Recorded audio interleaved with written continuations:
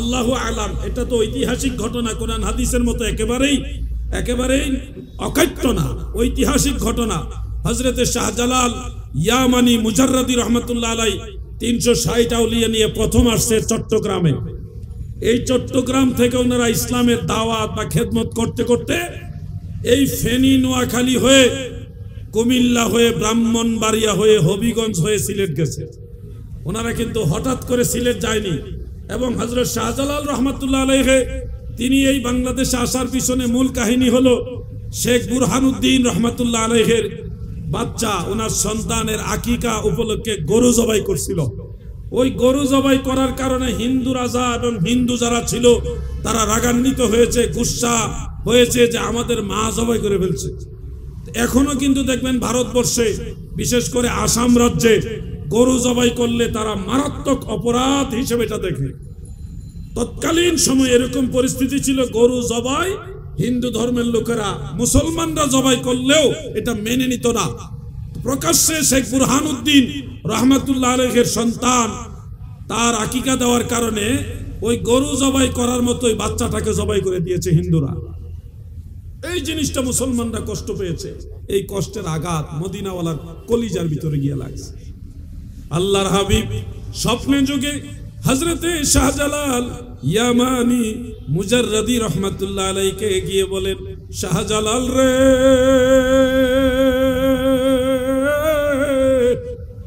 ও ইয়ামানের শাহজালাল, আমি মদিনার কামলিওয়ালা নবী, তোমাকে আদেশ দিলাম তুমি পূর্ব দিকে যাও, তোমার হাতে কিছু মাটি দিলাম, এই মাটিগুলি নিয়ে রওনা দাও।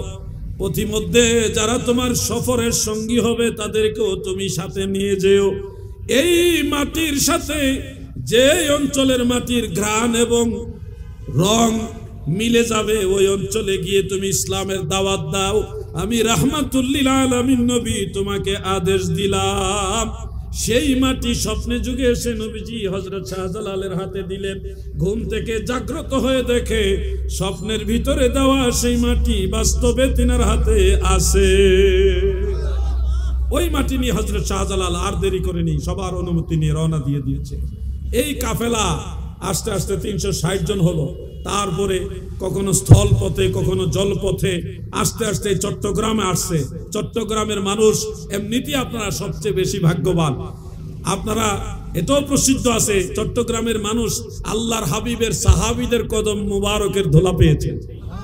এই চিটাগের জমিনে আল্লাহর রসুলের সাহাবীদের কদমের ধুলা লেগেছে। হযরত সাদ ইবনে আবি ওয়াক্কাস রাদিয়াল্লাহু আনহু যখন চীন দেশে যায়, সে চীন দেশে যাওয়ার সময় তিনি এই চট্টগ্রামের বন্দরের মধ্যে এসেছিলেন। এই জন্য আপনারা দামি, কারণ সেই আগের থেকে আপনারা দামি। শাহজালাল রহমাতুল্লাহ আলাইহি সিলেট যাওয়ার আগে চট্টগ্রামে ঢুকেছে। এদিক দিকে যাইতে যাইতে যখন হবিগঞ্জ গেল, কোথায়? হবিগঞ্জে গেল। যাওয়ার পরে সেখানে একজন হিন্দু রাজা, তারা পথিমধ্যে বাধা হয়ে দাঁড়ালো, যুদ্ধ অস্ত্রশস্ত্র নিয়ে দাঁড়িয়ে গেল। হযরত শাহজালাল রহমাতুল্লাহ আলাইহি 360 আউলিয়া সহ তারাও তরবারি নিল। এখনো শাহজালাল রহমাতুল্লাহ তরবারি আছে হবিগঞ্জে। যারা দেখার সৌভাগ্য হয়েছে দেখেছেন, নাইলে অনলাইনে দেখে নেবেন, ইউটিউবে দেখা যায়। সেই তরবারি নিয়ে 360 আউলিয়া দাঁড়িয়ে গেলেন। আল্লাহর ওলিদের কাছে ইসলামের শত্রুরা আর কতক্ষণ টিকবে? কোনো পাওয়ার নাই আল্লাহর ওলিদের ঠেকাইবার। এই জন্য বলছি, শহীদ রইসুদ্দিনের ব্যাপারে যদি আল্লাহর ওলিদের রূহানি সন্তানদের বিরুদ্ধে কেউ দাঁড়ায়, প্রয়োজনে শাহজালালের তরবারি নিয়ে আবার দাঁড়ানো হবে। প্রিয় ভাই বন্ধুরা, 360 আউলিয়ার সাথে যখন তারা যুদ্ধ করে পারে না, কারা? হিন্দুরা।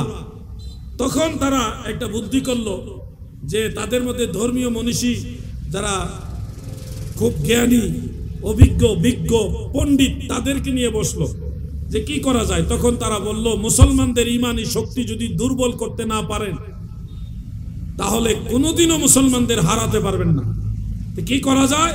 যে মুসলমানদেরকে ইমানি শক্তি দুর্বল করতে হবে। কিভাবে করা যায়? যে প্রায় উলঙ্গ বা অর্ধুলঙ্গ নারীদেরকে তাদের সামনে নামিয়ে দেন, নারীর লোক দেখান। তখন প্রায় উলঙ্গ বা অর্ধুলঙ্গ নারীদেরকে সামনে নামিয়ে দিল যুদ্ধের ময়দানে আল্লাহর ওলিদের সামনে। নামায় দেওয়ার পরে আল্লাহর ওলিরা সামনের দিকে না তাকাতে পেরে পিছন দিকে চেহারা ঘুরিয়ে ফেললেন। এখন যদি সামনে তাকাতেই না পারে তাহলে যুদ্ধ করবে কিভাবে? সবকিছু কেমন যেন স্তব্ধ হয়ে গেল, যুদ্ধ থেমে গেল। ওই কেল্লা বাবা, শোনো কেল্লা বাবার ইতিহাস। কেল্লা বাবার নাম শুনলে তুমি মুস্কি মুস্কি হাসো। কেল্লা বাবা, এত বাবা কেন? শোনো কেল্লা বাবা কে? সেই সৈয়দ আহমদ গেসুদারাস ওরফে কেল্লা শহীদ রহমাতুল্লাহ আলাই শাহজালালের সামনে গিয়ে বলেন, হুজুর আপনি অনুমতি দেন আমি রাস্তা ক্লিয়ার করে দিই। কিভাবে করবে? নারীদের দিকে তাকালে চোখের জিনা হবে, তুমি গুনাহগার হয়ে যাবে, ইমানি বল কমে যাবে। সেই কেল্লা বাবা তখন বললেন, হুজুর আমি তাদের দিকে তাকাবো না, আপনি হুকুম দেন আমি রাস্তা ক্লিয়ার করে দিই। কিভাবে করবে? হুজুর আপনি শুধু হুকুম দেন, আমি তাদের দিকে তাকাবো না। ঠিক আছে, যদি না তাকিয়ে গুনার সাথে জড়িত না হয়ে তুমি রাস্তা ক্লিয়ার করতে পারো, আমি হুকুম দিলাম তুমি রাস্তা ক্লিয়ার করো। তখন বাবা কেল্লা শহীদ রহমাতুল্লাহ আলাই, এখানে ঐতিহাসিক ব্যাপার, ঘটনাটা কয়েকভাবেই আছে যে শত্রুর আঘাতে তখন প্রথমেই তিনি নিজের গর্দানকে কেটে ফেলাইলেন, মানে আঘাত করছে পরে ওই গর্দান শরীর থেকে মাথাটা আলাদা হয়ে গেছেন। কোন কোন বই পুস্তকে এরকম আছে উনি নিজেই নিজের গর্দান কেটে ফেললেন। আল্লাহু আ'লাম, সঠিক জিনিসটা আল্লাহ পাক ভালো জানেন। আমরা ধরে নিলাম যে কোনো একটা। যখন শরীর থেকে মাথা পড়ে গেল তরবারির আঘাতে, তখন শরীরটা তো মাটিতে পড়ে যাওয়ার কথা, কিন্তু শরীর মাটিতে পড়ে না। তরবারিও হাতে আছে, ঢালও হাতে আছে। এই ঢাল নিয়ে তরবারি নিয়ে মাথা তো নিচে পড়ে গেছে, শুধু শরীর জেসেম জাসাদ, এই শুধু শরীর ঢাল তলোয়ার নিয়ে সামনে আগাইতেছে, হাঁটতেছে আর আগাইতেছে। যখন মহিলারা দেখলো মাথা নাই গো, এই মাথা ছাড়া এক পুরুষ লোক আসতেছে তরবারি নিয়ে, মহিলারা দিছে দৌড়, ডরে দিছে দৌড়, মহিলা ভাগছে। হিন্দু যারা যোদ্ধা ছিল তারাও এটা কি আইতেছে, এটা তো মাথা নাই, এই মাথা ছাড়া লোক আইতেছে, এই কি জানাইতেছে। ভয়ে অধিকাংশ যোদ্ধা, হিন্দু যারা যোদ্ধা তারাও ভাগছে। ময়দান প্রায় ক্লিয়ার, অনেকটা ক্লিয়ার হওয়ার পরে ওনার জেসেমটা যখন মাটিতে পড়ে গেল, তখন শাহজালাল রহমাতুল্লাহ আওয়াজ শুনে তিনি তাকায় দেখেন মহিলারাও নাই, রাস্তাও মোটামুটি ক্লিয়ার, আর ওই যোদ্ধারও মোটামুটি অনেকেই ভাগছে, অল্প কিছু আছে। যখন আল্লাহর ওলিরা ঘুরে দেখে রাস্তা ক্লিয়ার, তরবারি নিয়ে দৌড় দিছে, বাকিগুলি তো এমনি নাই। এইভাবে আল্লাহর ওলিরা ইসলাম প্রচার করে গেছে এই ভারতবর্ষে, বাংলাদেশে। সেই কেল্লা শহীদের মাথা ফেলে দিয়েছিল খোয়াই নদীতে। হবিগঞ্জ একটা নদী আছে খোয়াই নদী, সেখান থেকে এই কেল্লা ভাসতে ভাসতে আল্লাহ পাকের কুদরতে তিতাস নদীতে আসছে। কোন নদী? তিতাস নদী। আস্তে আস্তে ওই যে খরমপুর বলা হয়, খরমপুরের কেল্লা বাবা, ওই অঞ্চলের মধ্যে হিন্দু জেলে যারা মাছ ধরে, যারা ফিশারম্যান, তারা জাল নদীতে ফেলেছে মাছ ধরার জন্য, সেই জালের ভিতরে কেল্লা বাবার মাথা উঠছে। ওই মাথা শুধু আল্লাহ আল্লাহ আল্লাহ আল্লাহ এভাবে জিকির করতেছে উচ্চ স্বরে। হিন্দুরা ভয় পেয়ে গেল এবং ওই জাল থেকে মাথা নদীতে ফেলে দিল। দ্বিতীয় দিন আবার তারা মাছ ধরার জন্য জাল ফেলেছে, আবার সেই জালের ভিতরে মাথা উঠছে। ওই মাথা জিকির করতেছে আল্লাহ আল্লাহ আল্লাহ আল্লাহ। দ্বিতীয় দিনও তারা মাথাটা নদীর মধ্যে ফেলে দিয়েছে। তৃতীয় দিন আবার সেই জালের ভিতরে যখন মাথা উঠল এবং মাথা জিকির করতেছে, এখনো যদি কেল্লা বাবার মাজারের পাশে নীরবে চুপচাপ গভীর রাতে আপনি বসে থাকেন, যদি আপনি সেই ধরনের মোরাকাবা করেন, দেখবেন মাজারের ভিতর থেকে আল্লাহ আল্লাহ জিকির আওয়াজ শোনা যায়। আপনি ট্রাই করেন, শুনতে পাবেন।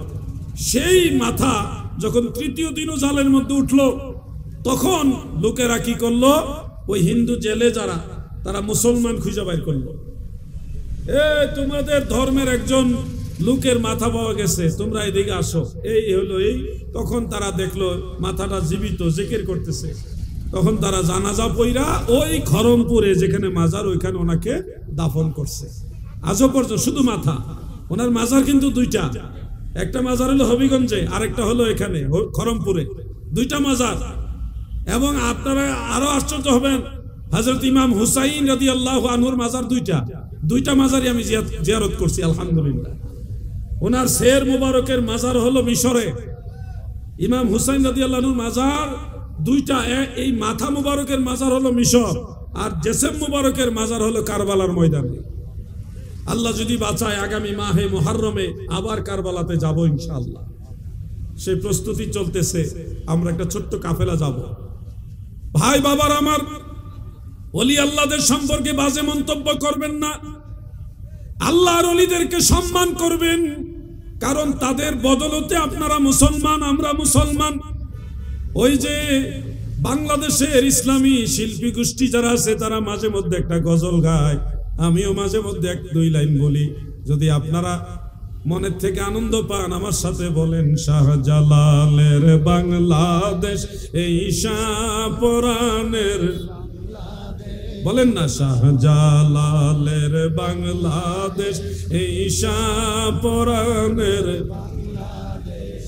রহম করুন আল্লাহ, রহম করুন আল্লাহ। তোমার পথে শহীদ যারা, তোমার পথে শহীদ যারা, আমরা তাদের বংশধর, আমরা তাদের বংশধর, রহম করুন আল্লাহ, রহম। তাদের পথে তাদের মতে কবুল করুন আল্লাহ, কবুল করুন। প্রিয় ভাই আমার, ওলি আল্লাহ সম্পর্কে নেগেটিভ ধারণা নেবেন না। এই মাজার দেখলে অনেকে অনেক ধরনের কথা বলেন। মাজার কেন, কবর বলি না কেন, মাজার বলি কেন? ভাই আমার, তুমি কবর বুঝো, মাজার বুঝো না। কারণ হলো তুমি এই বিষয়টা নিয়ে স্টাডি করো নাই, তুমি বোঝার চেষ্টা করো নাই। তুমি যদি দেখো ডানে বামে বহু মানুষের মাথায় পাগড়ি থাকে, সেই পাগড়িটা একটা কাপড় দিয়ে তৈরি করা হয়। যখন মানুষ ওই কাপড় মাথার মধ্যে নবীর তরিকা মোতাবেক এইভাবে পেঁচায় দেয়, তখন ওই কাপড়ের নাম আর কাপড় থাকে না, এটা পাগড়ি হয়ে যায়। পাগড়ি যদিও মূলত কাপড়, কিন্তু এই কাপড় মাথায় নবীর তরিকায় বেঁধে দিলে হয়ে যায় পাগড়ি। বাইরে অন্য কাপড় আর পাগড়ির মধ্যে বেশ কম আছে, মর্যাদার বেশ কম। কিসের বেশ কম? মর্যাদার বেশ কম। পৃথিবীর কত পাথর আছে, যেই পাথর দিয়ে কাবা ঘর বানিয়েছে, ওই পাথর আর আমার বাংলাদেশের রেল লাইনের পাথর এক মনে করলে হবে না ভাই। পৃথিবীর কত পাথর আছে, হাজরে আসওয়াদ পাথর, ওটাও একটা পাথর, দুইটা এক মনে করলে হবে না ভাই আমার। একটা পাথরে তুমি চুমা দিলে তোমার কিছুই আসে যাবে না। সুগন্ধ দুর্গন্ধ দুইটাই পাওয়ার সম্ভাবনা রয়েছে, পেশাবের গন্ধ পাওয়ারও সুযোগ আছে রেল লাইনের পাথরে। কিন্তু তুমি যদি হাজরে আসওয়াদ পাথরে চুমা দিতে যাও, তোমার মতো হাজার লক্ষ মানুষ জান প্রাণ দিয়ে চেষ্টা করছে, যদি একবার এই পাথরে চুমা দিতে পারতাম। পাথর তোমার এত দাম কেন গো? তুমি এত দামি হলে কিভাবে গো?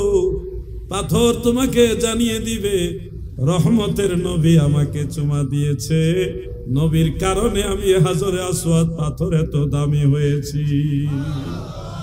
ও আমার ভাই, তুমি মাজার দেখলে বেজার হয়ে যাও, তুমি জানো না প্রতিটি মাজার মূলত কবর হলেও মর্যাদায় বেশ কম আছে। সৈয়দ আহমদুল্লাহ সাহেব রহমতুল্লাহ আলাই, গৌসে আজম, অনেকেই বলে থাকেন গৌসুল আজম বা গৌসে পাক, যেভাবে আপনারা বলেন। বড় পীর আব্দুল কাদের জিলানী, যিনি গৌসুল আজম, তিনারও কবর কিন্তু মর্যাদায় আপনার আমার কবরের চেয়ে এটা 1000 কোটি গুণ বেশি, বরং অতুলনীয় বলা চলে। এরকম মানুষগুলি যারা দামি মানুষ, তারা মারা গেলে তাদের কবরের কাছে মানুষ গিয়ে ভিড় করে, সেখানে দাঁড়ায়, সেখানে দাঁড়িয়ে দোয়া করে, তাদের উসিলা দিয়ে আল্লাহর কাছে মাপ চায়, বিভিন্ন ভাবে আল্লাহর কাছে প্রার্থনা করে।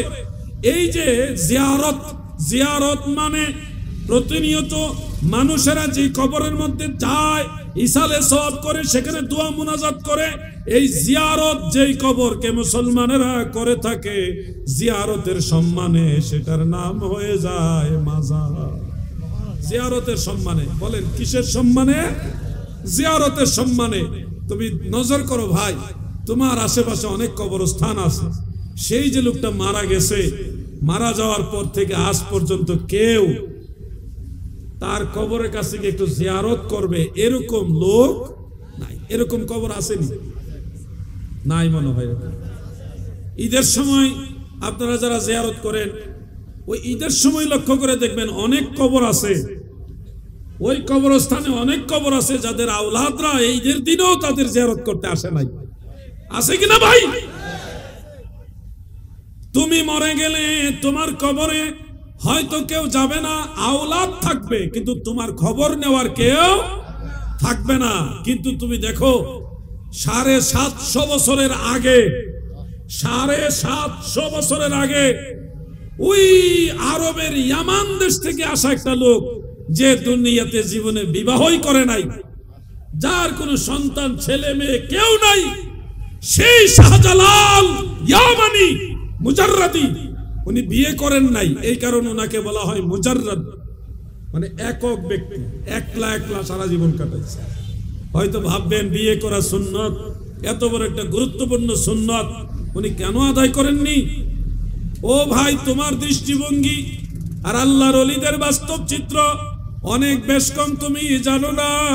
হযরতে শাহজালাল ইয়ামানি মুজাররাদি রহমাতুল্লাহ আলাইহি আল্লাহর হাবিবের আদেশ পেয়ে সেই রহমতের নবীর হাত মুবারকের মাটি নিয়ে সিলেট পর্যন্ত যাইতে যাইতে, ইসলামের দাওয়াত দিতে দিতে, সারাটা জীবন যুদ্ধ করতে করতে যখন সব এলাকায় ইসলামের দাওয়াত পৌঁছে দিল, মুসলমানের সংখ্যা যখন সব দিকে ছড়িয়ে গেল, তখন শাহজালাল ইয়ামানির মনে পড়েছে, আহারে আমি তো বিয়ে করি নাই। বিয়ের কথা স্মরণ করলো কখন? যখন আল্লাহর হাবিবের আদেশ, তুমি যাও ইসলাম প্রচার করো। এই দায়িত্ব পালন করার পরে ওনার বিবাহের কথা স্মরণ পড়েছে। তখন উনি প্রস্তুতি নিলেন যে আমি রাসূলে পাকের সুন্নত বিবাহ, এটা আমি সম্পাদন করব। এই সিদ্ধান্ত নিলেন। নেওয়ার পরে তিনি আয়না সংগ্রহ করে তাকিয়ে দেখেন ওনার জীবনের প্রায় সবটুকুই শেষ, চুল দাড়ি ভ্রু পর্যন্ত পেকে গেছে, বয়সের ভারে উনি বৃদ্ধ হয়ে গেছে। অথচ একবারের জন্য ভাবে নাই যে আমার বিয়ে করা দরকার। তিনি ভাবছে আল্লাহর রাসূল বলছে কালেমার দাওয়াত পৌঁছে দিতে হবে। নবীর আদেশ মানতে গিয়ে ইয়ামান দেশ থেকে নবীর দেওয়া মাটি, সেটা নিয়ে সিলেটের জমিনে চলে আসছে। সিলেট আইসা দেখে এই দেশের মাটির সাথে দয়াল নবীর হাত মোবারকের মাটি মিল আছে। নবীর আদেশ মানতে গিয়ে সারা জীবন পার করে দিয়েছে, বিবাহ করতে পারেননি। বৃদ্ধ বয়সে বিবাহের কথা মনে পড়েছে। চিন্তা করলে এখন তো আমার মৃত্যুর সময়, বয়স একেবারেই শেষ, এই সময় বিবাহ করাটাও একটা দৃষ্টিকটু হবে, মানুষ ভালোভাবে হয়তো সবাই নিবে না। ওই তিনি আর বিবাহ করলেন না। এর কয়েকদিন পরে তিনি ইন্তেকাল হয়ে গেছেন। তিনি দারুল বাকায় চলে গেছেন। এরপরে থেকে সেই 750 বছর, 750 বছরের আগের থেকে তিনি কোন আওলাদ রেখে যাননি, কোন স্ত্রী সন্তান সন্ততি নাই। কিন্তু আপনি দেখেন আজও পর্যন্ত হাজার লক্ষ কোটি মুমিন মুসলমান, সারা পৃথিবীর মুমিন মুসলমান, তারা সবাই হযরত শাহজালালের জিয়ারতে যায়। যায় কিনা বলেন? যায় কিনা বলেন?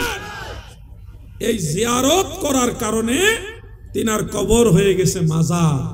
মাজার শব্দের অর্থ হলো জিয়ারতের স্থান, মাউদিউজ জিয়ারা।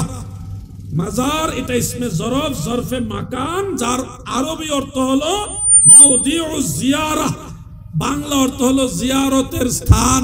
জিয়ারতের স্থান, এটাকে বলা হয় মাজার। ও ভাই, সেই মাজারের নাম শুনলে তুমি কেমন কেমন করো কেন ভাই? তুমি কি জানো তুমি তোমার সম্মানিত বাবা, তোমার সম্মানিত দাদা, তোমার সম্মানিত দাদার আব্বা 14 পুরুষ মুসলমান হয়েছে সেই মাজারওয়ালাদের উসিলায়, ঠিক কিনা বলে? আজকে যারা মাজার জিয়ারত করলে আপনাকে বিদআতি বলে, মাজার পূজারি বলে, আপনি দেখবেন এরা হলো অরিজিনাল বিদআত, তাদের আকীদার মধ্যে বিদআত, আমলও বিদআত। আপনারা খেয়াল করে দেখবেন, একটা কথা বললে বেজার হবেন না তো, সুন্নিরা একামত দিলে আগে আগে একামতের আগেই দাঁড়ায় না হাইয়া আলাস সালাহ সময় দাঁড়ায়? কেন দাঁড়ায়? সুন্নিদের জিজ্ঞাসা করবেন আপনারা হাইয়া আলাস সালাহ সময় দাঁড়ান কেন? তারা বলবে আমার দয়াল নবীজি এই সময় দাঁড়াইছে, আমরা নবীর অনুসরণ করি, নবী যেদিকে আমিও সেদিকে। আল্লাহর রসুলের অনুসরণ করার জন্য একামতের আগে দাঁড়াই না, নবীজি হাইয়া আলাস সালাহ সময় দাঁড়াইছেন এই জন্য ওই সময় আমরা দাঁড়াই। কিন্তু আপনি দেখবেন যারা মাজার বিরোধী, যারা পীর আউলিয়া বিরোধী, তারা একামত দেওয়ার আগেই বলে দাঁড়িয়ে কাতার সোজা করুন, মোবাইল ফোন বন্ধ করুন, বলে কিনা? এটা সরাসরি বিদআত। একামতের আগে দাঁড়ানোর কোন সিস্টেম, সুন্নাহর আমলের বিপরীত আমল। আজও পর্যন্ত হারামাইন শরীফাইনে মক্কা মুকাররমা মদিনা মুনাওয়ারায় নজর করে দেখবেন, মিডিয়াতে প্রয়োজনে দেখবেন, মক্কা মদিনার ইমাম সাহেবরা একামত শেষ হইলে আরবিতে বলে সফু সুফুফাকুম, আপনাদের কাতারগুলি সোজা করুন। আরবিতে বিভিন্ন শব্দে ওনারা এগুলি বলে, তারপরে নামাজ শুরু করে। দেখবেন আপনারা খেয়াল করে, যারা হজ করছেন, উমরা করছেন, মক্কা শরীফে মদিনা শরীফে কিছুদিন ছিলেন, তারা তো নিজের চোখে দেখছেন। এবং মসজিদুল আকসা শরীফ ওই আমলটা আছে, আমি নিজে দেখে আসছি। একামত শেষ হলে ইমাম সাহেব বলে দাঁড়িয়ে কাতার সোজা করুন। আর আমাদের দেশে একামত শুরু করার আগেই কই দাঁড়ায় কাতার সোজা করেন। তাহলে নবীর সুন্নত বাদ দিয়া মাজার ভেঙে ফেলতে চাও? মাজার তো সুন্নতের বিরোধী জিনিস না। বলবেন বাংলাদেশে সব পীরের মাজার এত বেশি, আপনি কল্পনা করতে পারবেন না বাংলাদেশের কি মাজার আছে, কয়টা মাজার আছে। আপনি বাংলাদেশের মাজার তো দেখলে মনে হবে এটা গরিব দেশের মাজার। মিশরে যান, হাফেজুল হাদিস ইমাম ইবনে হাজার আসকালানী রাহমাতুল্লাহ আলাইহির মাজার, কি শান শৌকতওয়ালা মাজার। হাফিজুল হাদিস ইমাম জালালউদ্দিন সুয়ুতি রাহমাতুল্লাহ আলাইহির মাজার দেখুন। ইমাম বদরুদ্দিন আইনি, ইমাম শিহাবউদ্দিন কাস্তালানির মাজার আছে মিশরে। কত সাহাবীর মাজার আমি জীবনে জিয়ারত করলাম, আলহামদুলিল্লাহ। হযরতে ইউশা বিন নুন আলাইহিস সালামের মাজার 55 হাত লম্বা, বিশাল লম্বা। ইউশা বিন নুন আলাইহিস সালাম একজন নবী ছিলেন, হযরত মুসা আলাইহিস সালামের খাদেম ছিলেন। উনি এমন পাওয়ারফুল নবী ছিলেন, উনি আসমানের চন্দ্রকে থামায় রাখছে, আসমানের সূর্যকে থামায় রাখছে। সূর্যকে বলছে আমি যার আদেশে গান আসছি তুমি তার আদেশেই অস্তমিত হও, অতএব তুমিও আদেশপ্রাপ্ত আমিও আদেশপ্রাপ্ত, আমি যতক্ষণ না বলবো ততক্ষণ এখানে থেমে থাকো। সূর্য আল্লাহর নবীর আদেশ পাওয়ার সাথে সাথে থেমে গেছে। ঘটনাটা হলো এরকম, বলতেই হয়, কথাটা এসে গেছে যেহেতু। ইউশা বিন নুন আলাইহিস সালাম বনি ইসরায়েলের একজন নবী ছিলেন। তো উনি আরো অনেক লম্বা কাহিনী, শুরু থেকে বলতে গেলে একটা ব্যাপার আছে, এখানে মুসা আলাইহিস সালামের ব্যাপার আছে, এটা চলে আসবে আবার ফেরাউনের কাছে। মানে ইতিহাসগুলি আমি যদি ইতিহাস ভিত্তিক ওয়াজ করি, অরিজিনাল বানাইন্না ওয়াজ না। আমাদের দেশে বানাইন্না ওয়াজের চাহিদা বেশি, এমন মজা লাগাইয়া কইব মিছা কথা। এই মিছা কথা না, সত্য সত্য যেটা কিতাবে আছে ওইটাই। আমি মাঝখান থেকে এটুকু বলি, একটা জাতি ছিল আমালিকা জাতি। আমালিকা জাতি বলতে এরা গায়ে শরীরে এত বৃহৎ ছিল, যাদের পায়ের হাঁটুর নিচে পড়ে থাকতেন তৎকালীন অন্যান্য এলাকার মানুষেরা। কত বড় আকারের মানুষ। এবং এটাও জানা যাচ্ছে যে মিশরে এত বড় পিরামিড, বড় বড় 40 টন বা আরো বড় বড় এত টনের ওজনের পাথরগুলি উপরে তুলছে এই আমালিকা জাতির বড় বড় বৃহৎ আকৃতির লোকেরা। এটাও একটা মত। এই আমালিকা জাতির সাথে যুদ্ধ করার আদেশ দিছে আল্লাহ। মুসা আলাইহিস সালামকে আল্লাহ প্রথম আদেশ দিছিলেন, কিন্তু মুসা আলাইহিস সালাম রাজি হয়েছে এবং প্রস্তুতি নিছে। কিন্তু বনি ইসরায়েলের কয় আগে যাচাই করে লই, আমাদের গোয়েন্দা পাঠান, যাদের সাথে যুদ্ধ করতে হবে তাদের কাছে গোয়েন্দা পাঠান। এখন যুদ্ধ করার আগে গোয়েন্দা গিয়ে দেখে এরা এত বড় সাইজের যে এদের সাথে যুদ্ধ করবো কেমনে, তরবারি বরাবর হইলে না বাড়ি দিত। তাদের হাঁটুর নিচে পড়ে থাকে, এত ছোট সাইজের হলো বনি ইসরাইল। আর এরা হইলো অত বড় যাদের বুক বরাবর হাঁটু বরাবর তারা হয় না, তরবারি বাড়ি দিব কমবে। এই দৃশ্য দেখা বনি ইসরাইলের জাতি মুসা আলাইহিস সালামের কাছে এসে কয়, আমরা যুদ্ধে নাই। কেন? যে আপনি জানেন আপনার আল্লাহ কাদের সাথে যুদ্ধ করতে কইছে, এই ঘটনা, এরা এত বড়। মুসা আলাইহিস সালামকে আল্লাহ যেহেতু বলছে অবশ্যই তিনি সাহায্য করবে, তোমরা সবাই আমার সাথে চলো।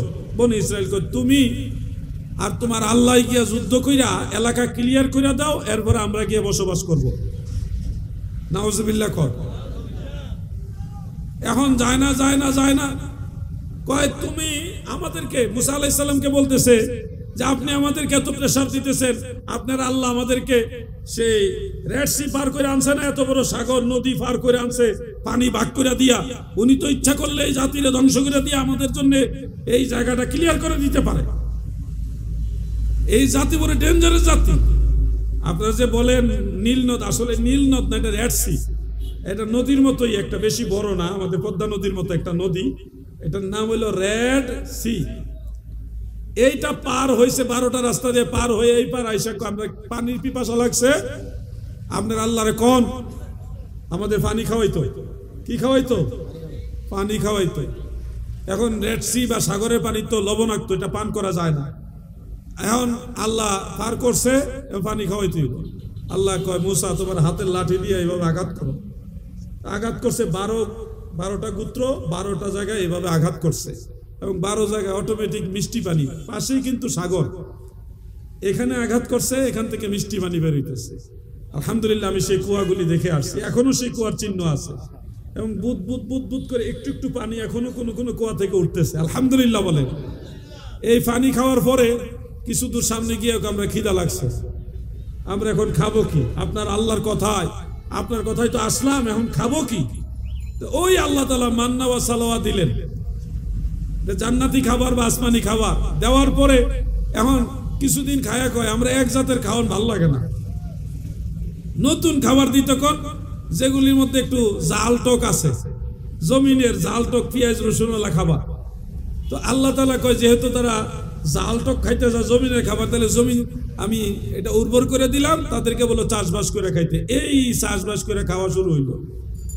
এখন যে খাওয়া শুরু করছে, এখন হাঁটতেছে যাইতেছে, কিন্তু যেদিকে যায় রাস্তা নাই, গিয়ে দেখে বিশাল বড় পাহাড়, হাঁটে আর সামনে যার সরকারি খাওয়ান খাইতেছে, মানে আল্লাহ দেওয়া খাওয়ান খাইতেছে আর হাঁটতেছে, কিন্তু ওই এরিয়া থেকে আর বের হইতে পারতেছে না। এরিয়াটা পানিও খাওয়াইতেছে, খাবারও খাওয়াইতেছে। এই পৃথিবীতে জেলে গেলেও যে খাওয়ান দেওয়ান লাগবো, এই সিস্টেম কিন্তু শিখাইছে মুসা নবী। জেলে গেলে যে খাওয়ান দেওয়ান লাগে, পানিও খাওয়ান লাগে, এই সিস্টেম হয়েছে মুসা আলাইহিস সালামের জামানা থেকে। এর আগে এটা সিস্টেম আসিল না, জেলই এদিকে মরে যাজ্ঞা, খাওয়ান টাউন নাই। কিন্তু মুসা আলাইহিস সালামের যুগে আইসা খাওয়ান জারি হয়েছে জেলখানার ভিতরে।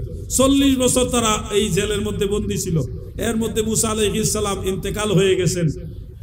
এরপরে দায়িত্ব পাইলেন হযরত ইউশা বিন নুন। তিনি বললেন নতুন প্রজন্ম আসছে, পুরান প্রজন্ম যারা আল্লাহর হুকুম ডাইরেক্ট অমান্য করছে তারা সব মরে গেছে, মরে তাদের ছেলে নাতিরা, মানে নতুন একটা প্রজন্ম আসছে।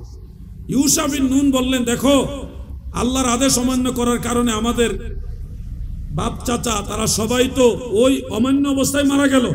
তোমরাও যদি আল্লাহর আদেশ অমান্য করো, কিয়ামতের আগ পর্যন্ত সবাই তোমাদের বংশধর সহকারে এখানে জেলখানে মরতে হবে।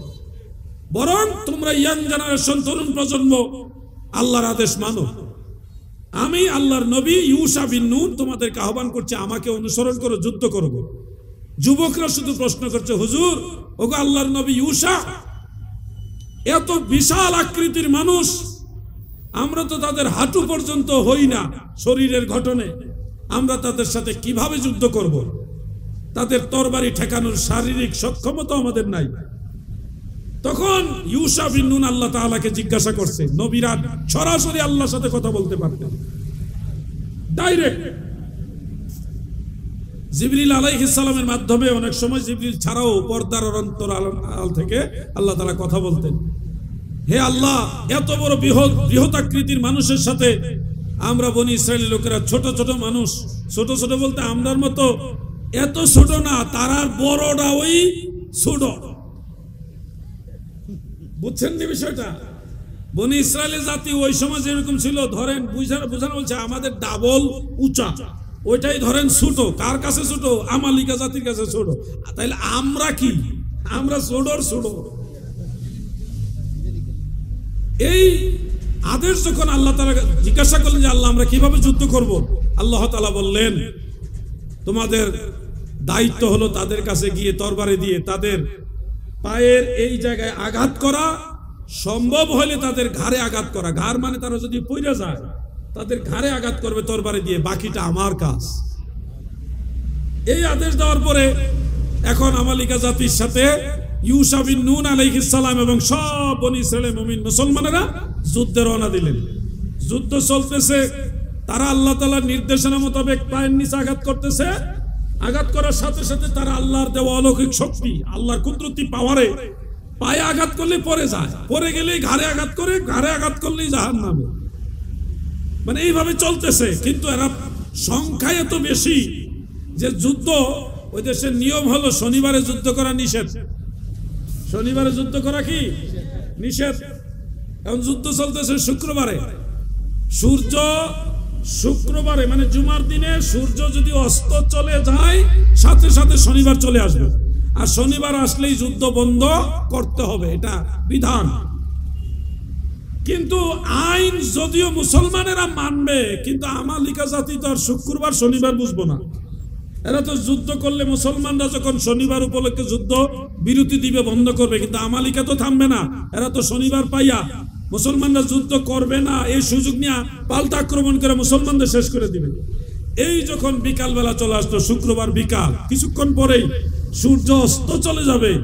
ঠিক এই সময় ইউশা বিন নুন সূর্যের দিকে তাকিয়ে বলে, হে সূর্য, তুমি যার আদেশে আদিষ্ট, আমি তার আদেশে এখানে এসেছি, অতএব তুমি থামো যতক্ষণ না আমরা বিজয় না লাভ করব। এই কথা বলার পরে সূর্য থেমে গেল।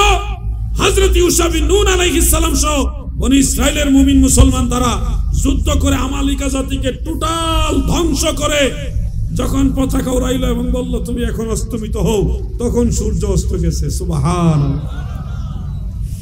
সেই ইউশা বিন নুন আলাইহিস সালামের কথা তরুণ প্রজন্ম শুনেছিল এবং তারা বিজয় লাভ করেছে। আমি এই ঘটনা দিয়ে আমাদের তরুণ প্রজন্মকে একটা বিষয়ে আহ্বান করতে চাই। যুদ্ধ কখনো গায়ের জোরে হয় না, যুদ্ধের বিজয় কখনো গায়ের জোরে অস্ত্রের জোরে হয় না।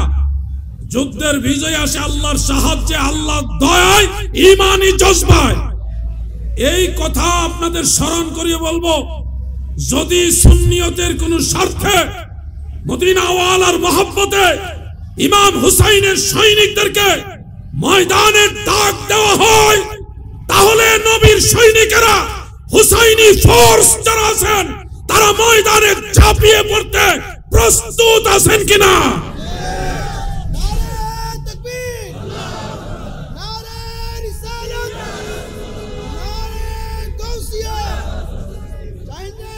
আহলে সুন্নাত ওয়াল জামাত, এই স্লোগানটা বেশি দিবেন।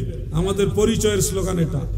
নারায়ে রিসালাতের পরই হবে আহলে সুন্নাত ওয়াল জামাত, এরপরে নারায়ে গাউসিয়া।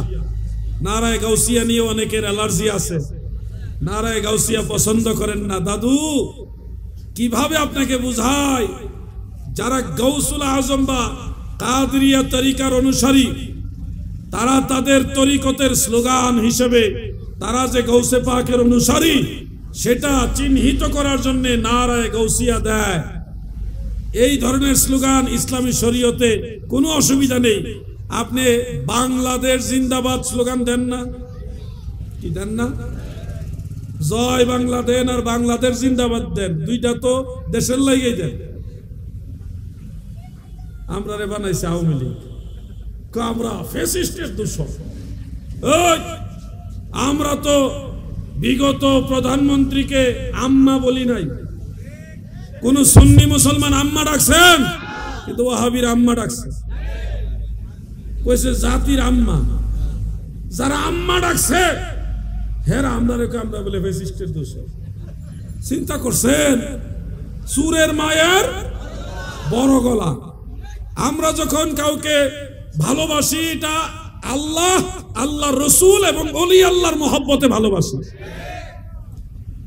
যদি সুন্নিদের উপরে কেউ কোনো ধরনের অত্যাচারের স্টিম রুলার চালায় আর মনে করে সুন্নিয়তকে বাংলাদেশ থেকে বিলীন করে দিবে, তাহলে ভুল হবে।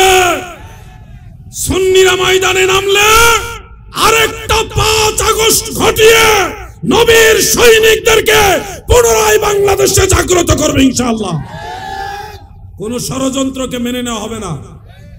সুন্নিরা কখনো রাজনীতি নিয়ে বাড়াবাড়ি করে না। বহু সরকার আসবে যাবে, কিন্তু সুন্নিয়ত সব সময় থাকবে। আমরা রাজনীতি নিয়ে আলোচনা পছন্দ করি না, সাধারণত করি না। যারা রাজনৈতিক সংগঠন করেন, আমাদের কাজ হলো ওইখানে রাজনৈতিক আলোচনা করা। কিন্তু আমাদেরকে যারা জোর করে ফ্যাসিস্ট বানাইতে চায়, তাদেরকে মনে করাইয়া দিতে চাই, জাতির আম্মা আপনারাই বানাইছেন। পা চাটছেন, পা এত চাটাচাটি করছেন যেটা কল্পনার বাইরে।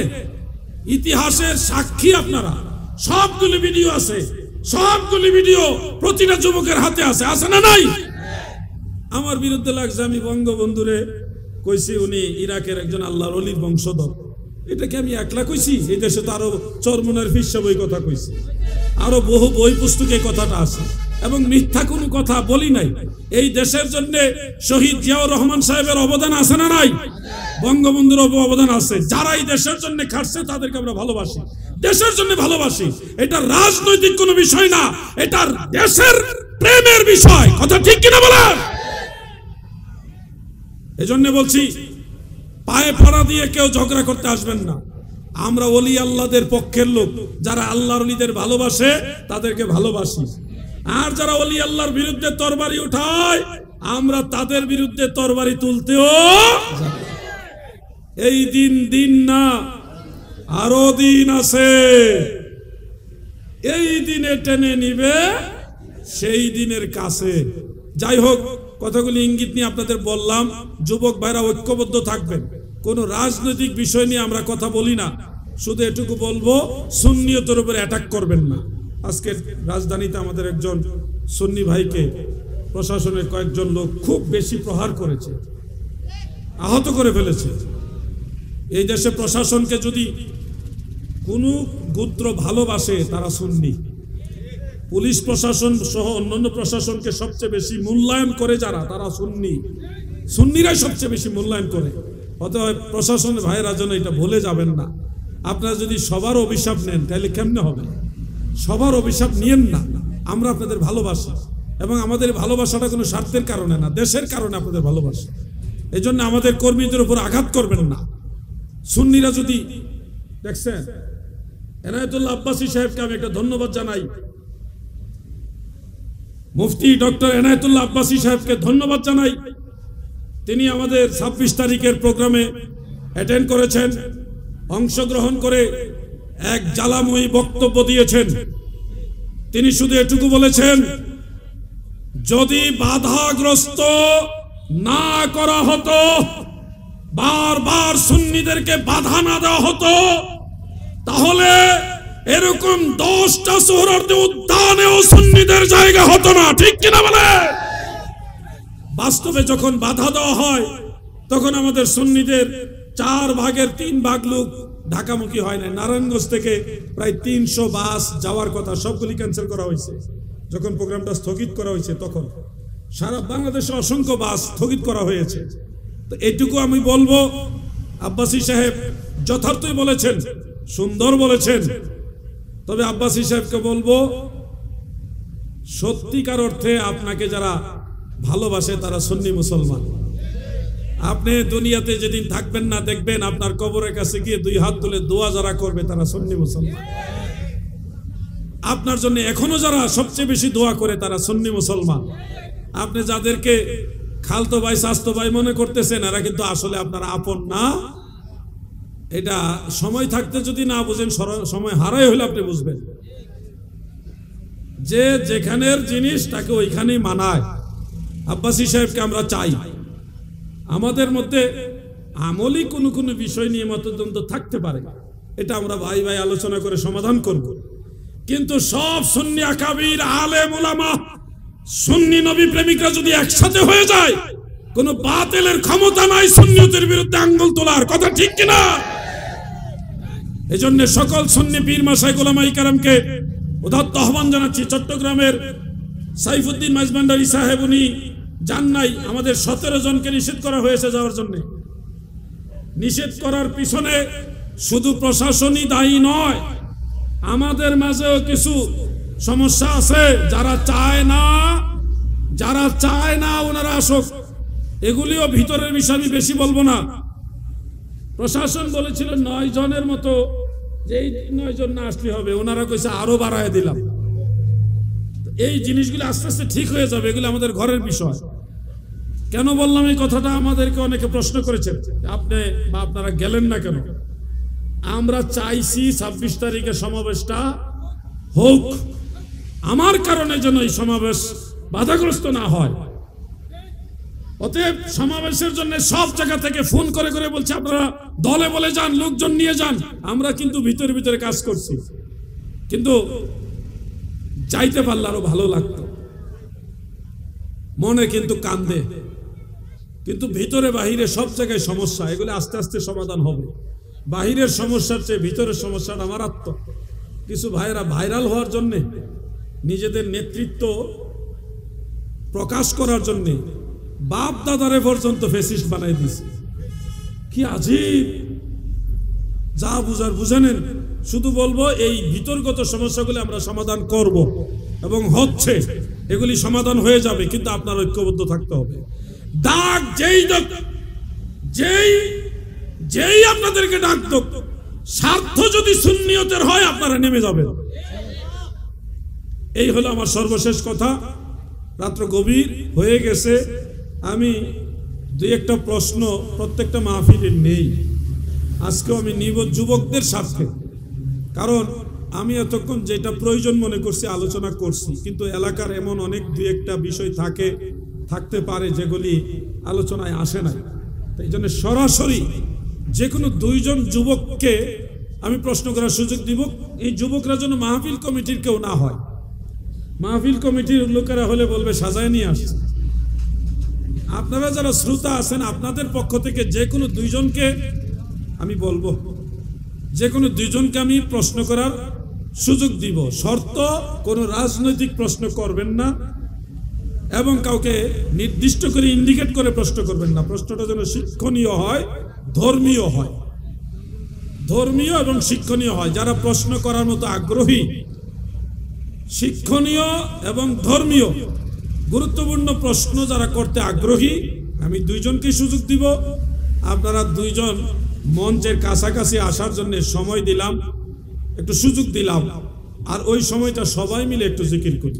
ইসমে জাত আল্লাহ আল্লাহ আল্লাহ আল্লাহ আল্লাহ আল্লাহ আল্লাহ আল্লাহ আল্লাহ আল্লাহ। ডাকেন না, সবাই ডাকেন। আল্লাহ আল্লাহ আল্লাহ আল্লাহ আল্লাহ আল্লাহ আল্লাহ আল্লাহ আল্লাহ আল্লাহ আল্লাহ আল্লাহ।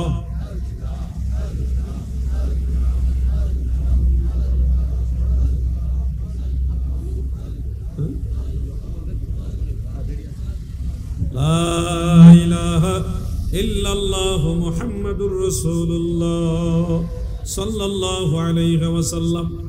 প্রথম জন প্রশ্ন করবেন, কমিটির লোক না, আচ্ছা।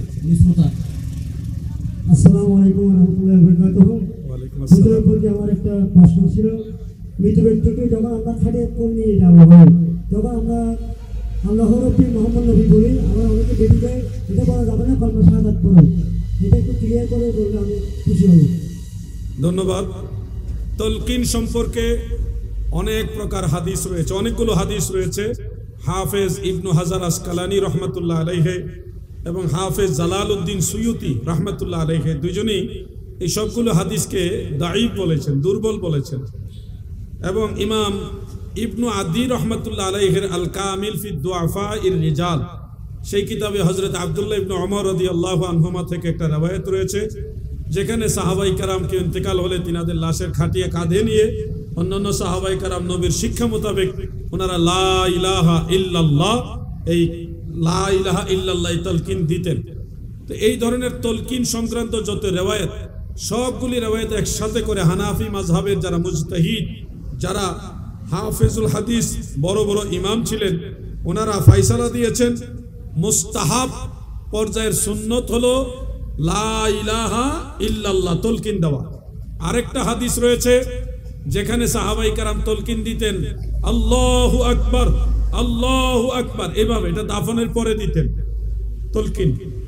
আর অন্যান্য রিওয়ায়াত থেকে ফুকাহায়ে কেরামের মাসআলা হলো ফতোয়া আলমগীরি এবং শামী, এই দুইটা কিতাবের মধ্যে রয়েছে। আপনারা চাইলে যে কোনো শব্দ যেগুলি আল্লাহর তাওহীদের কথা পরিস্ফুটিত হয় এবং প্রিয় নবীজির রিসালাতের কথা পরিস্ফুটিত হয়, এই ধরনের শব্দ দিয়েও তলকিন করতে পারবেন, এটা মুস্তাহাব। এই দৃষ্টিতে আল্লাহু রাব্বি, এটা আল্লাহ তাআলার তাওহীদের কথা। আল্লাহ তাআলা আমাদের রব, আল্লাহ আমার রব, মুহাম্মাদুন সাল্লাল্লাহু আলাইহি ওয়াসাল্লাম নবী, মুহাম্মদ সাল্লাল্লাহু আলাইহি সাল্লাম আমার নবী, এই কথাটা বলা তলকিনের সেই তরিকার অন্তর্ভুক্ত, এটা মুস্তাহাব, জায়েজ আছে। প্রিয় ভাই বাবারা, যারা এগুলি নিয়ে বাড়াবাড়ি করেন, আপনাদেরকে বলছি শুনুন, আপনারা ফিতনায় জড়িত হবেন না। নিজ থেকে কোনো মাসআলা উম্মতকে চাপিয়ে দিবেন না, বরং আপনারা যার যার অবস্থান থেকে কোরআন সুন্নাহ ইজমা কিয়াসকে অনুসরণ করে আমল করেন। হ্যাঁ, আপনি কোরআনের সব বিষয় বুঝেন না, রাসূল পাক সাল্লাল্লাহু আলাইহি সাল্লামের সকল হাদিস সম্পর্কে জানেন না, বুঝেন না, অবগত নন, অথবা ইজমা কিয়াসের সব মাসালা সম্পর্কে জানেন না, সেক্ষেত্রে আপনি একজন মুজতাহিদ, একজন ইমামকে অনুসরণ করে তারপরে নিজের জীবনকে পরিচালিত করুন। নিজে ইমাম সাজবেন না, বরং ইমামদেরকে অনুসরণ করুন, তাহলে দেখবেন ফিতনা কমে গেছে। আমি আপনাদেরকে প্রিয় নবীজির হাদিস, বড় বড় হাফেজুল হাদিস ইমাম যারা, মুস্তাহিদ যারা, এবং ফিকহের কিতাবের আলোকেই বিষয়টা রায় দিলাম, এটা আমার নিজস্ব রায় নয়। তার মানে আমি আপনাদেরকে নিজ থেকে কোনো জিনিস চাপিয়ে দিচ্ছি না, আমি আপনাদেরকে সলফে সালিহিনের অনুসরণ করার জন্য বলছি, যারা কোরআন এবং সুন্নাহ থেকে আপনাদের রায় দিয়েছে। অতএব ফিতনা থেকে যদি বাঁচতে চান, পূর্বসূরি আইম্মায়ে কেরাম, আউলিয়ায়ে কেরামকে অনুসরণ করুন। নতুন করে যারা মাসআলা ঢুকাইতে চায় তারাই ফিতনাবাজ, এদের থেকে দূরে থাকবেন। আল্লাহ তাআলা আমাদের বুঝার তৌফিক দেন, বলেন আমিন। আরেকজন ব্যক্তিকে সুযোগ দেওয়া যাবে।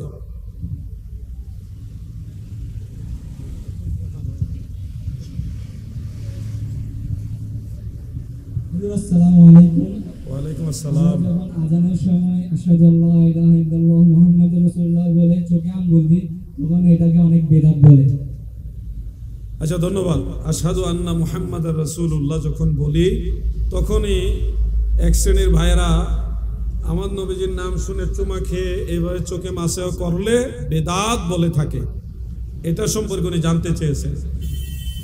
আমি পূর্বের ন্যায় এখনো সেটাই বলবো যে নিজের থেকে কোনো ফতোয়া, কোনো ফাইসালা মানুষকে চাপিয়ে দিবেন না। আপনি একটা কিতাবের রেফারেন্স কোট করে বলেন যে এটা করা যাবে না, এই কিতাবে আছে। আপনি একটা আয়াতে কারিমা অথবা হাদিসে মুস্তাফা সাল্লাল্লাহু আলাইহি সাল্লাম বা যে কোনো একটা কিতাবের রেফারেন্স দিয়ে বলুন যে এই দলিলের আলোকে এটা করা যাবে না, তাহলে আপনি হকের উপর আছেন, প্রমাণিত হবে। আর যদি আপনি নিজের থেকে বলেন যে এটা করা যাবে না, তাহলে আপনিই তো শরীয়তের মালিক দাবি করলেন। শুনুন, আমরা সুন্নি মুসলমান আজানের মধ্যে নবীজির নাম শুনে চুমা খেয়ে এইভাবে চোখে মাসেহ করি কেন? তার উত্তর হলো, হাদিস শরীফের মধ্যে আছে, দাইলামি শরীফের রওয়ায়াত, যে হযরতে আবু বকর সিদ্দিক রাদিয়াল্লাহু আনহু বিলাল রাদিয়াল্লাহু আনহুর আজানের মধ্যে যখন আশহাদু আন্না মুহাম্মাদুর রাসূলুল্লাহ বলেছেন, তখন এইভাবে চুমা খেয়ে আবু বকর সিদ্দিক চোখে মাসেহ করেছেন। এবং এটা দেখার পরে আল্লাহ রাসূল বলেছেন, মান ফাআলা মিসলা মা ফাআলা খলিলি হাল্লাত আলাইহি শাফাআতি। আমার খলিল আবু বকর যা করেছে, যে আমল করেছে, এই আমল যদি কেউ করে আমার উম্মতের মাঝে, আল্লাহর হাবিব বলেন তাকে শাফাআত করব, আমার পিছে পিছে আমি তাকে জান্নাতে নিয়ে যাব। এটা রাসূল পাক সাল্লাল্লাহু আলাইহি সাল্লাম থেকে মারফু পর্যায়ের হাদিস। হ্যাঁ, এখানে সে আলেম ভাইদের মধ্যে একটা মত দ্বিমত আসে যে এটা কি জাল হাদিস না আল হাদিস। যারা এটার বিরোধিতা করেন তারা কোনো ধরনের প্রমাণ ছাড়াই বলেন এটা জাল হাদিস, আর আমরা যারা এটার পক্ষে আমল করি আমরা বলি যে এটা জাল হাদিস নয়, কারণ এই হাদিস সম্পর্কে মুহাদ্দিসিনে কেরাম বলেছেন এটা সনদে দুর্বল হাদিস, কিন্তু জাল হাদিস না। যেমন আমি এক দুইজনের নাম বললে আপনারা বিষয়টা বুঝবেন। হাফিজুল হাদিস ইমাম শামসুদ্দিন সাখাবী রাহমাতুল্লাহ আলাইহি মাকাসিদুল হাসানা ওই কিতাবের 384 নম্বর পৃষ্ঠার মধ্যে এই হাদিস উল্লেখ করে লিখেছেন লা ইউসিহু, এটা সহিহ নয়। হাদিস শাস্ত্রে যখন কোনো হাদিস সম্পর্কে মুহাদ্দিসিনে কেরাম বলে লা ইউসিহু, তখন এই হাদিসের সনদের মান সহিহ নয় বুঝায়, কিন্তু এটা হাসান সনদ অথবা দাঈফ সনদ বুঝায়।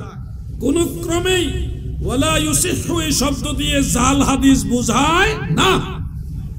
মোল্লা আলী কারি রহমাতুল্লাহ আলাইহি তিনি আসরারুল মারফুআ বিআখবারিল মাওদুআ সেই কিতাবের মধ্যে এই যে আবু বকর সিদ্দিক রাদিয়াল্লাহু আনহু চুমা খেয়েছেন এই হাদিস উল্লেখ করে বলতেছেন কুলতু, মানে আমি বলছি। মোল্লা আলী কারি তিনি বলতেছেন ওয়াইজা সাবাতা রাফউহু আলা সিদ্দিকিন ফায়াকফি আল আমালু বিহি, আবু বকর সিদ্দিক রাদিয়াল্লাহু আনহু থেকে যেহেতু মারফু ভাবে এটা সাবিত প্রমাণিত রয়েছে, আমল করার জন্য এটাই যথেষ্ট। এই জন্য ফতোয়ায়ে শামী কিতাবের মধ্যে, ফতোয়ায়ে শামী কিতাবে তাফসিরে রুহুল বায়ানের মধ্যে, তাফসিরে জালালাইনের হাসিয়ার মধ্যে আরো অন্যান্য কিতাবে লিখেছে আজানের মধ্যে নবীর নাম শুনে চুমাকে এইভাবে চোখে মাসেহ করা মুস্তাহাব। তাহলে আমরা কতগুলি কিতাবের আলোকে এটা আমল করি। যারা এটাকে বিদআত বানাচ্ছেন, নাজায়েজ বানাচ্ছেন, তাদের অনেক বড় একটা দলিল আছে, সেটার নাম হলো কিতাবুল আন্দাজ। কিতাবুল আন্দাজ অনেক বড় দলিল। কোরআন হাদিসের রেফারেন্স লাগে না, আন্দাজে কইলেই হয়। অতএব আমার অনুরোধ, আপনারা নিজের থেকে কোনো মাসআলা উম্মতকে চাপিয়ে না দিয়ে কোরআন অথবা সুন্নাহ অথবা দ্বীনের যারা মুজতাহিদ তাদেরকে নোট করেন, কোট করেন, তাদেরকে অনুসরণ করে তাদের একটা ফতোয়াকে অনুসরণ করে আপনি রায় দিয়ে মানুষকে বোঝান, তাহলে আপনি হকপন্থী প্রমাণিত হবে। রিকশাওয়ালা যদি বলে আমি তার ফাঁসির রায় দিলাম, হবে। কিন্তু একজন জজ সাহেব যদি সাক্ষী প্রমাণ তদন্ত করে একটা মামলা রায় দেয় সে ফাঁসির কাস্টে ঝুলানো হোক, ওইটা কিন্তু হবে। অতএব আপনাকে আমাকে অবশ্যই রায়ের ক্ষেত্রে যারা জজ, বিচারপতি, বিচারক তাদেরকে অনুসরণ করা উচিত। ভ্যান চালক, অটো চালক রায় দিলে তারটা অনুসরণ করা যাবে না। আল্লাহ তাআলা সবাইকে বোঝার তৌফিক দেন, আমিন। আমি ঢাকায় যেতে হবে, আচ্ছা ঠিক আছে, এরপর আবার লাস্ট লাগাইবেন। আসসালামু আলাইকুম ওয়া রাহমাতুল্লাহি ওয়া বারাকাতুহু। ওয়া আলাইকুম আসসালাম ওয়া রাহমাতুল্লাহি ওয়া বারাকাতুহু। হুজুর, আমি জানতে চাইছিলাম যে আমরা যদি মাজারে যাই, জিয়ারত করি, জিয়ারতের পরে আমরা মাজারে চুমু দিই, সেজদা দিই, অনেকে আমাদেরকে বলে এটা বেদাত, এটা কতটুকু জায়েজ সেজদাটা না জায়েজ? অনেক ধন্যবাদ প্রশ্ন করার জন্য। আমরা মাজারে যাব, জিয়ারত করব, সূরা ফাতিহা, সূরা ইখলাস, বিভিন্ন কেরাত, দোয়া, সূরা এবং দুরূদ শরীফ পড়ে ইসালে সওয়াব করব, দোয়া করব এবং তিনাদের উসিলায়, আল্লাহর ওলির উসিলায় আল্লাহর কাছে ক্ষমা চাইব এবং তিনার উসিলায় আল্লাহর কাছে কিছু চাওয়ার মতো যদি থাকে আপনি চাইবেন। দেওয়ার মালিক আল্লাহ, আল্লাহর ওলি হলো উসিলা। এছাড়া সেখানে আদবের সাথে বসবেন। সেখানে চুম্বন করার ক্ষেত্রে ফুকাহায়ে কেরামের দুইটা মাসআলা মনে রাখবেন। মাজারে বা মা বাবার কবরে, যে নিজের জন্মদাতা মা বাবা অথবা আল্লাহর ওলির কবরে বা মাজারে চুম্বন দেওয়ার ক্ষেত্রে মাসআলা দুইটা। একটা হলো জমহুর ফুকাহায়ে কেরাম, বেশিরভাগ ফুকাহায়ে কেরাম বলেছে কোনো কবরে বা মাজারে চুমা দিবে না। তবে ইমাম আহমদ বিন হাম্বল রাহমাতুল্লাহ আলাইহি সহ কয়েকজন ইমাম ওনারা কিছু হাদিসের উপরে কিয়াস করে ওনারা বলেছে চুম্বন করা যাবে, লা বা'সা বিহি, এতে অসুবিধা নাই। এটা ফতোয়া আলমগীরের মধ্যে মাসালাটা আছে। এখন দুইটা মাসালাই আছে চুম্বনের ব্যাপারে। আপনি চাইলে জমহুরের ফতোয়া ফলো করবেন, আমরা জমহুরেরটাই ফলো করি, মানে কবরে মাজারে চুমা দেই না। হ্যাঁ বরকতান, সেটাকে আমরা ছুঁই টাচ করি, এটা বরকত হাসিলের জন্য, অথবা সেখানে ধুলাবালিগুলি নিয়ে আমরা চুম্বন করি, হাতে ধরে তারপর চুম্বন করি, এটা বরকত হাসিলের জন্য। সরাসরি কবরে মাজারে আমরা চুমা দেই না, এটা জমহুর ফুকাহে কেরামের রায়। তবে কেউ যদি ইমাম আহমদ বিন হাম্বল রহমতুল্লাহ আলাইহি সহ ওই বাদুল ফুকাহা যারা তাদের অনুসরণ করে চুম্বন করেন, তাহলে তাকে কাফের মুশরিক বলার কোনো সুযোগ নেই, যেহেতু এটার পক্ষেও রায় আছে। সেজদার ব্যাপারে পৃথিবীর সমস্ত আইম্মাই কারাম, সমস্ত ফুকাহে কারাম একমত, আল্লাহ তাআলা ব্যতীত আর কাউকে সেজদা দেওয়া যাবে না। মাজারে আপনি বসতে পারবেন, জিয়ারত করতে পারবেন, তাদেরকে আপনি ইসালে সওয়াব করবেন, আল্লাহর ওলির উসিলা দিয়ে চাইতে পারবেন, আপনি সেখানে কোরআন তেলাওয়াত করতে পারবেন, আরো অনেক নেক আমল করতে পারবেন, কিন্তু কোনো ক্রমেই মাজারে সেজদা দিতে পারবেন না। সেজদা দুই প্রকার, মনে রাখবেন কথাগুলো। সেজদা দুই প্রকার, একটা হলো সেজদায়ে তাহিয়া বা সেজদায়ে তাজিমি, সম্মানার্থে তাজিমানার্থে সেজদা করা।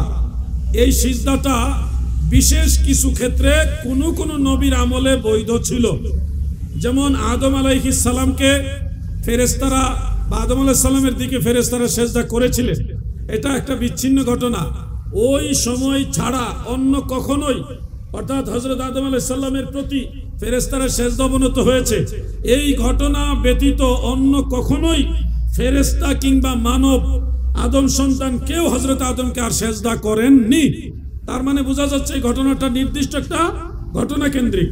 দ্বিতীয়ত হযরত ইউসুফ আলাইহিস সালামের প্রতি তিনার আব্বাজান আম্মাজান সহ এনার 11 ভাই সেজদা অবনত হয়েছিলেন, এবং এটা পবিত্র কোরআনে উল্লেখ আছে সূরা ইউসুফের মধ্যে। এই ঘটনাটাও আপনি ভালোভাবে বিচক্ষণতার সাথে গভীরভাবে খেয়াল করে দেখবেন, ইউসুফ আলাইহিস সালামের প্রতি সেজদার এই ঘটনাটা ওনার জীবনে একবারই ঘটেছে। এছাড়া ওই ঘটনা ছাড়া আর কখনোই ওনার আব্বাজান আম্মাজান বা ভাইরা অথবা ওনার উম্মতের মধ্যে কেউ দ্বিতীয়বার কখনোই ইউসুফ আলাইহিস সালামকে সেজদা দেননি। তার মানে বোঝা যাচ্ছে এই দুইটা ঘটনা নির্দিষ্ট একটা প্রেক্ষাপট কেন্দ্রিক, যেটা আল্লাহ তাআলার তরফ থেকে নির্ধারিত।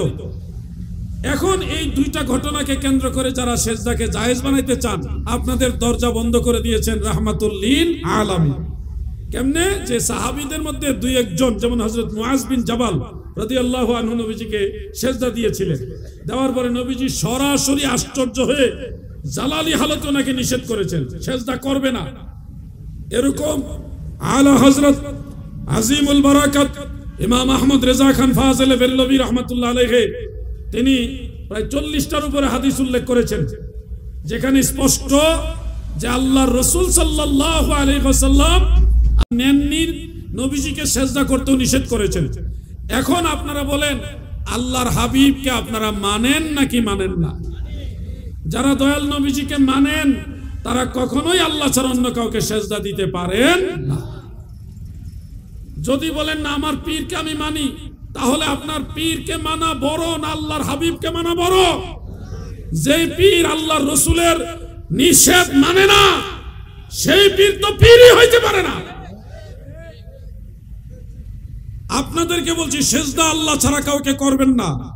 পীর মুর্শিদ, ওলিয়া উলিয়া, বুজুর্গ উস্তাদ, গর্ভধারিণী মা, জনমদাতা বাবা, এই ধরনের সম্মানিত ব্যক্তিদের সেজদা করবেন না, তবে কদমবসি করবেন।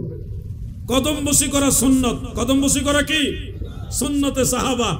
10 জন সাহাবী থেকে কদমবসির পক্ষে হাদিস আছে। সাহাবাই কেরাম নবীজির কদমবসি করেছে, সেজদা করে নাই। এক সাহাবী আর এক সাহাবীকে কদমবসি করেছেন। অতএব পীর মুর্শিদের কদমবসি করবেন, সেজদা করবেন না। কোন পীর সাহেব যদি বলে যে সেজদা করা জায়েজ, এটা শয়তান, এটা মিনি শয়তান। কোন পীর সাহেব যদি বলে সেজদা করতে, সেই পীর তালাক দেওয়া আপনার জন্য ফরজ। আর এই সেজদা নৈন্য গোষ্ঠী পীর সাহেবের মুরিদ যদি হন, এই পীরও জাহান্নামে যাইব, আপনারা লইয়া জাহান্নামে যাইব। স্পষ্ট ভাষায় বললাম, কোন আলেম যদি মনে করে আলাউদ্দিন জিহাদি সাহেব আপনার এই বক্তব্য সঠিক না, বাংলাদেশে 64 জেলায় উনি চাইলে আমি ওনার ঘরে গিয়ে বসতে রাজি। যারা সেজদা গ্রুপ যারা আছেন, যদি মনে করেন আপনি আমার বুঝাই দিবেন, আপনি দাওয়াত দেন, আপনার বাড়িতে আমি যাবো ইনশাল্লাহ। আলাউদ্দিন জিহাদি কিন্তু কইলে জায়গা, এটা মনে রাখবেন। বহু আলেমের বাড়িতে চলে গেছি আমি, গিয়ে ভাই না জানাজার দোহাই দিয়ে ভাগছে। এই জন্য আপনাদের বলছি সেজদা দিবেন না, কদমবুসি করবেন, পীর মুর্শিদের কদমবুসি করবেন। খাস মজলিস হোক আর আম মজলিস হোক, কোন মজলিসে আল্লাহ ছাড়া কাউকে সেজদা দেওয়া যাবে না। সেজদার একমাত্র মালিক আল্লাহ। এই জায়গাটা যেন ভুল না হয়। আল্লাহ তাআলা আমাদের সবাইকে আমল করার তৌফিক দেন, আমিন।